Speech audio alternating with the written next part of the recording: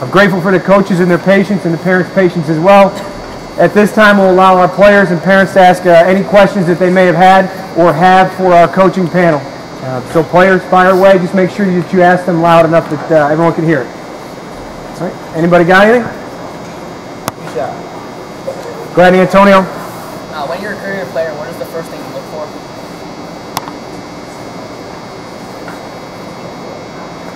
Probably the way he represents himself on the field, on and off the field. I mean, we're walking up the field just like you guys are, right? So we see you guys carry your bags, how you handle yourself, you know, how you guys get loose, prepared for the game, how you represent yourself, you know, during the game, running on and off the field, how you play. You know, like I said, it starts right when you're representing yourself, walking towards your game. Next question, Alex. When you're interested in a player, how much do you check their social media?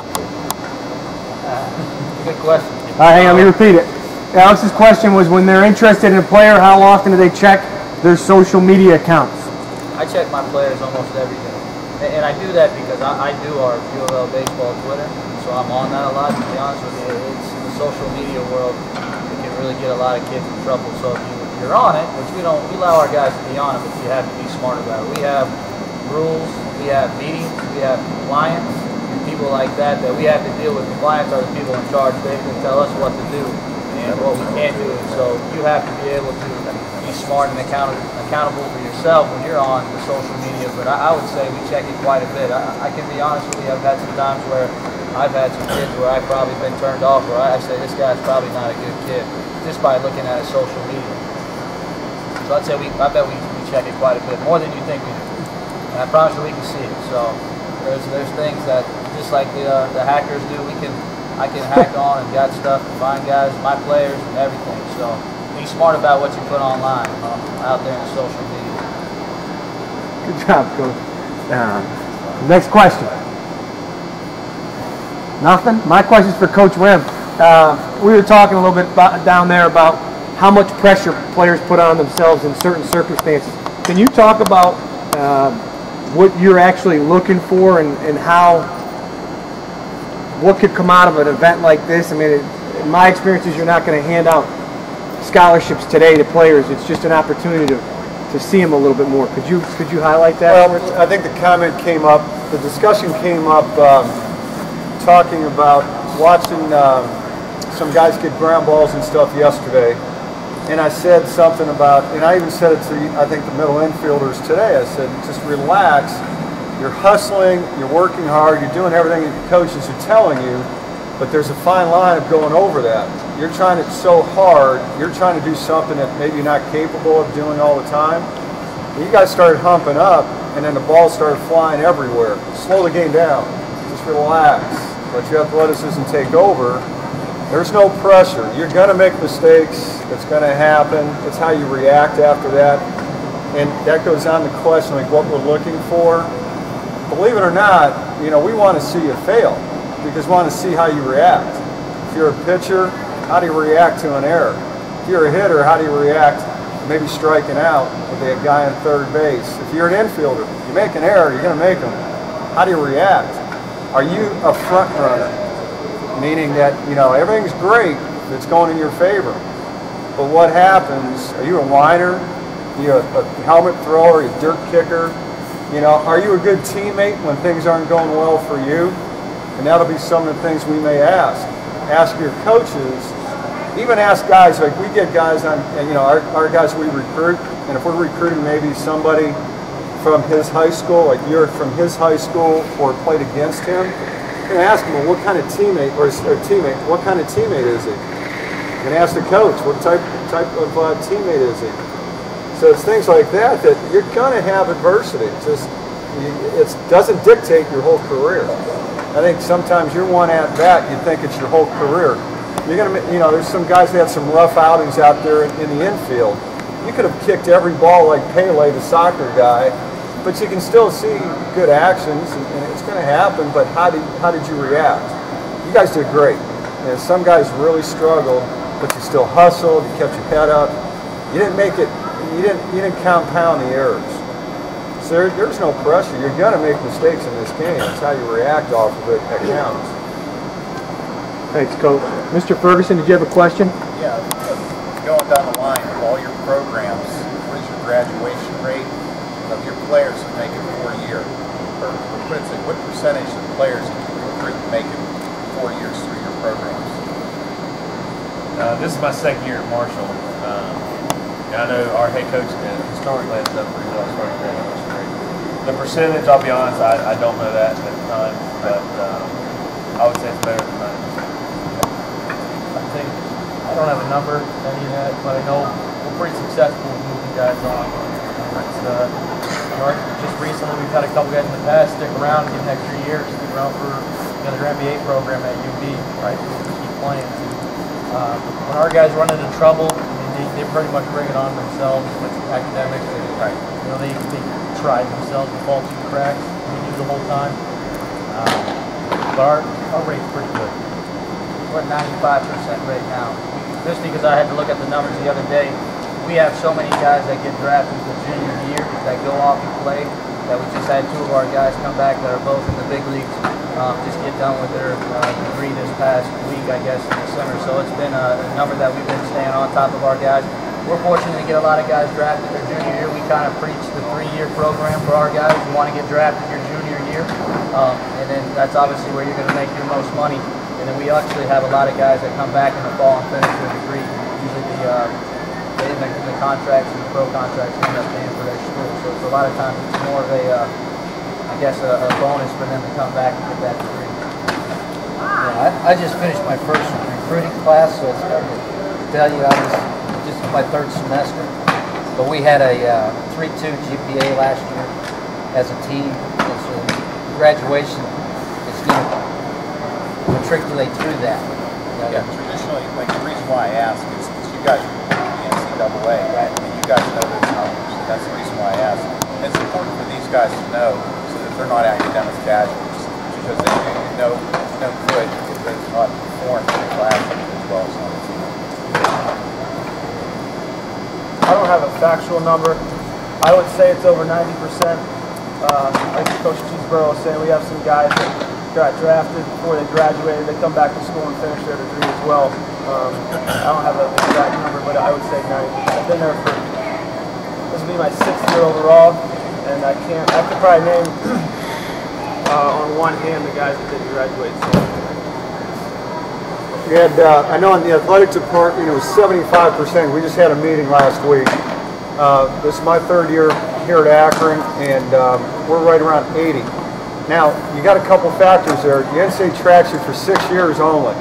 So if you're fortunate enough to end up getting drafted to move on, and you don't come back and get your degree after 6 years, actually that goes against us there. So that's a factor also. Our GPA, I want to say, we were just under 3-point last year. The ironic thing about that, GPA was better in the 2nd semester than it was in the fall. And one thing that you'll find out is that everything's organized. You're looked at heavily from the athletic department because of the NCAA. It's a major emphasis on all the programs now. So you can't get lost, and if you don't do your work, then you're probably going to end up sitting or finding another place, because it's so important right now. But the organization and the supervision is much heavier now because of the NCAA. They're watching us, and it starts from the top and it goes down. It gets bigger as it goes down the ladder. So I don't want to hear from my sports supervisor. He doesn't want to hear from the AD, and he doesn't want to hear from the president. So believe me, by the time it gets down to us, we're making sure that you guys are doing what you're supposed to be doing. Yeah, they pretty much summed it up. Our rate, we got guys coming back all the time.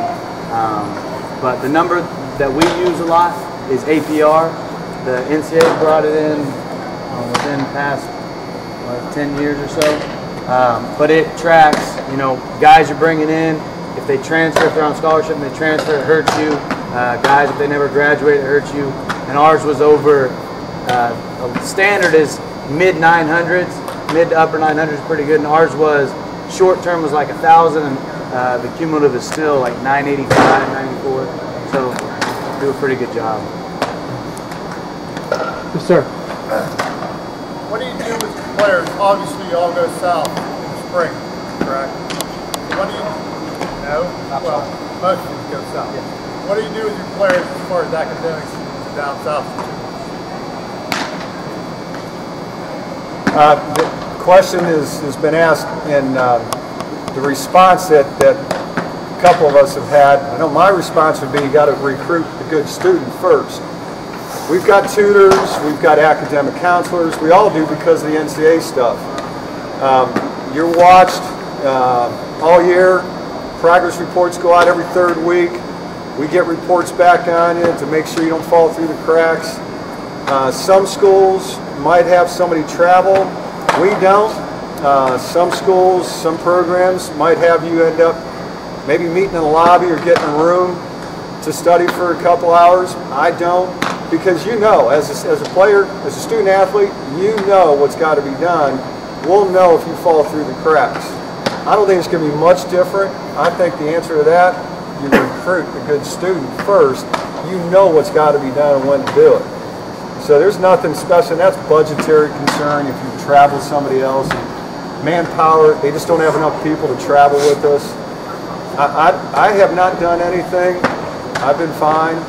You know, it's nothing I think unusual that you may find around the country. You know, I could be wrong, but I don't think that you're going to find too much more. You're just going to recruit a good student too. Most cases. You could have it set up this amount of time on this many days during any particular week, whether you're traveling, whether you're at home. But if the student athlete doesn't prioritize academics, I mean, I could say, hey, study hall Monday, Wednesday, Friday, 7 to 10 p.m. If they don't want to do it, if they don't want to put in the work, it doesn't matter whether you're in the hotel lobby or I make them take their books. They're probably not going to do well. And if that's what they're showing, they're going to have a hard time being around in a program. We've left some kids behind. If we've traveled and the guys has a problem with the class or academically, we just won't put them on the travel squad that week, even if he's their starting shortstop. We haven't had an issue with academics. We also were the 3.22 GPA, the highest one in Omaha this year, so we got that award. We have our academic counselor who travels at study hall on the road and things like that. All our freshmen are mandatory study hall guys, even on the road. So we're fortunate enough to have someone travel with us, our academic counselor, and we'll set up that time during our week whenever we're gone. Other questions? Yes, sir. I have two questions. First one for the Michigan coach. You have a tough time here with all these red shirts around. Does it give you any goosebumps or anything? Yeah, my eyes have been burning all day. Second one is maybe just a couple of guys. If you've gone through with the players, that's okay. But a typical day in the spring during the season, a typical day in the fall. Yeah, so, well, for the fall, you know, you're going to lift. A lot of schools do it in the morning. You can do it after practice.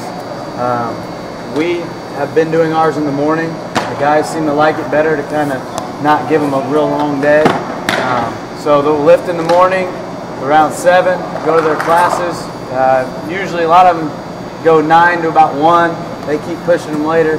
We like to have them earlier, but and then usually they grab lunch and come down to the locker room and they hang out, and a lot of them, there's usually a pretty good group of them eating lunch in there. Then they'll start doing early work on their own in the cages, hitting, and then practice will be about 2:33 start and then go till 6.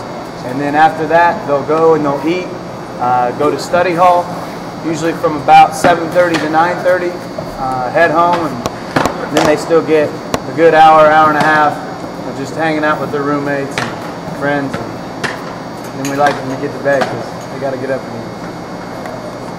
And then, yeah, take the season. Spring, it just depends. If we're on the road, we'll get up, usually leave. For us, it's a little bit harder because being in Conference USA, we have to fly a lot, and there's not a real major airport real close. So, yeah, if it's a weekend series on the road and we're flying, we'll leave Huntington at 7 a.m. hopefully we get a flight out of Charleston, which is about 45 minutes. If not, we're going to Columbus. It's about 2.5. Fly in, get there Thursday afternoon, get checked in the hotel, go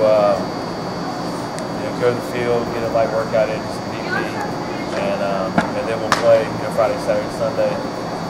Get back Sunday night late, and these guys have to be in class Monday morning.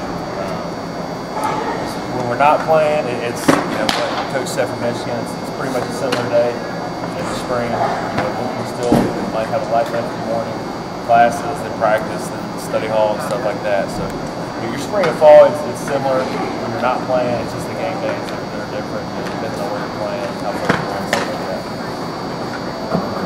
Other questions? Mr. Brown?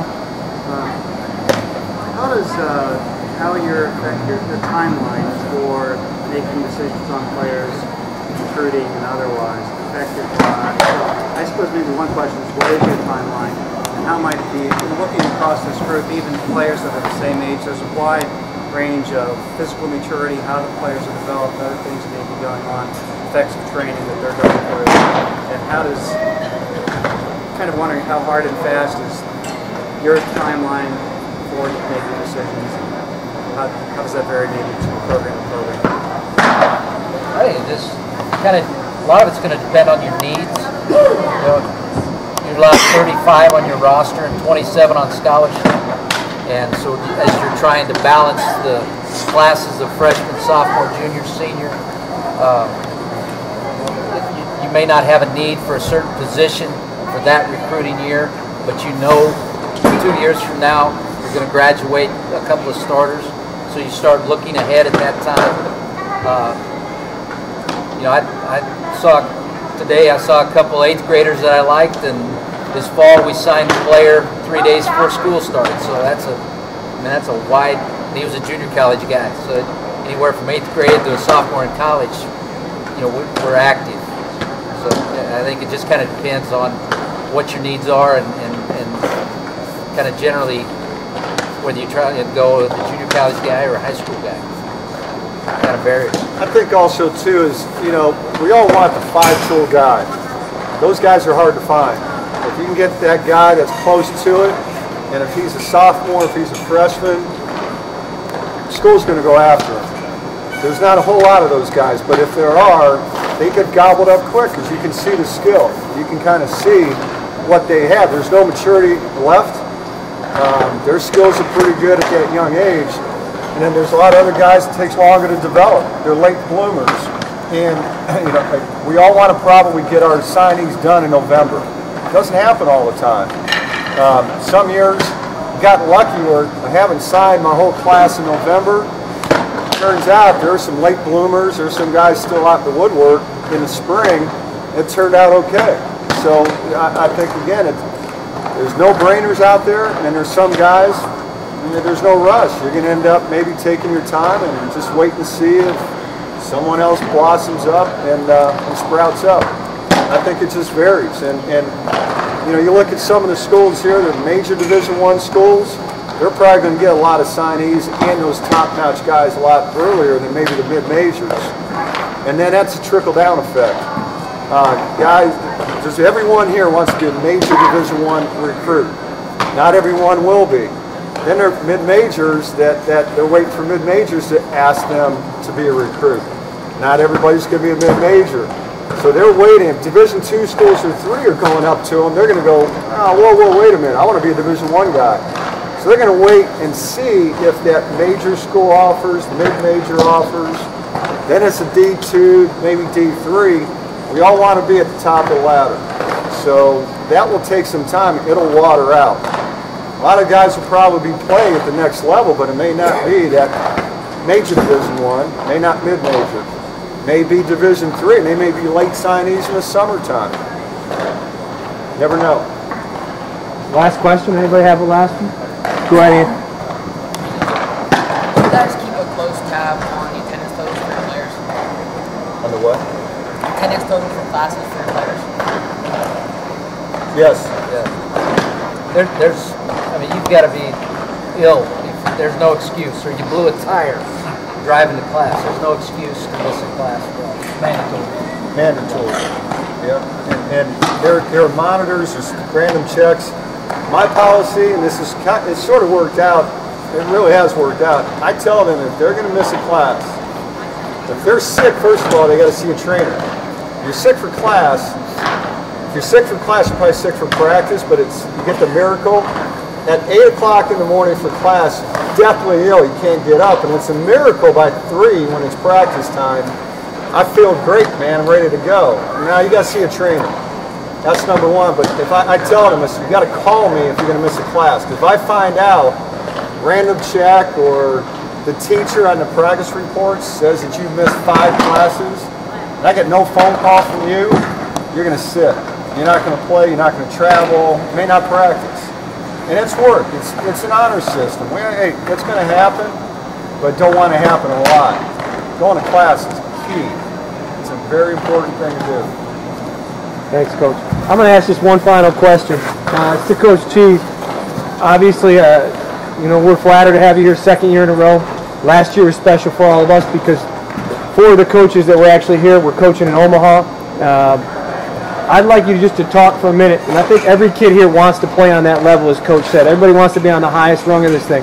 But with that being said, could you tell these guys how good the players are that are competing at those levels? And if you could quantify it with some velocities, and then compare the velocities of what you see in Omaha versus what you saw here today, I think that might be helpful for people to understand just how talented the kids are at the next level. Sure. It kind of goes a little bit on the statement you made, or the question you asked, and really depends on, like Coach kind of said, the universities and maybe what level it is. We want to, I can be honest with you, we go after the best kids in the country. I want the best kids, athletically talented, gifted, because obviously, our number one goal is getting to Omaha. We don't have any difference than, we have 35 guys on roster, 27 on aid.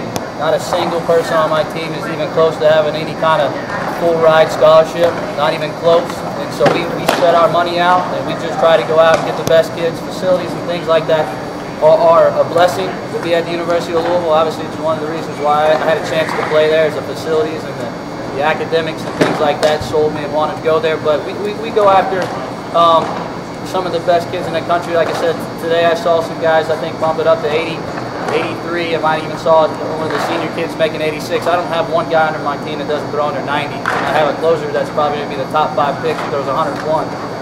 From the pitching side of things, we go after the best kids in the country. I'm going to go. That's how we have a chance to win. We go after the best pitchers, and we want to play defense. Hitting's going to come, but you have to pitch and play defense at the next level. And you can see that. Just watch the box scores and the way how the games are played now. The guys aren't really winning by a lot of numbers now, so you got to go out and get the best kids in the country, and hopefully you get the best arms. We talk about projecting kids. We go after real tall pitchers who can really throw hard. To be honest with you, and really, it's like I say, for myself, it's just trying to get the guys who can show me that they got a really good arm action, it works, and obviously velocity comes after that. And we project the kid who's a sophomore, which we have a couple sophomores committed that are already throwing 86, 87. They project them to be 94. Whatever it may be. My Friday night guy's 94, 97 right now, our number 1 guy. So it's just the level where it's at. To get to Omaha, you have to have that.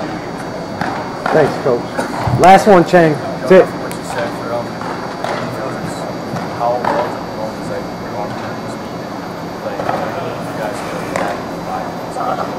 I want guys that can defend, and you're going to make the play every time. The routine play is the must.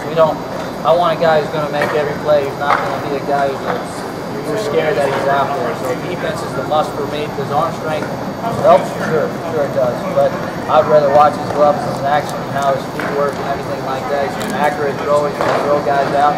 Does he have that ticking, that clock in his head to know how fast his runner is? Can he put it out? Can he take his time? Things like that really show off the game setting. Guys, I want to thank you for coming in. Coaches, thank you. Parents, players, we're going to run it back next week. Again, I'm very grateful for you guys to spend your time with us, and players, do give it up for the coaches. Thank you.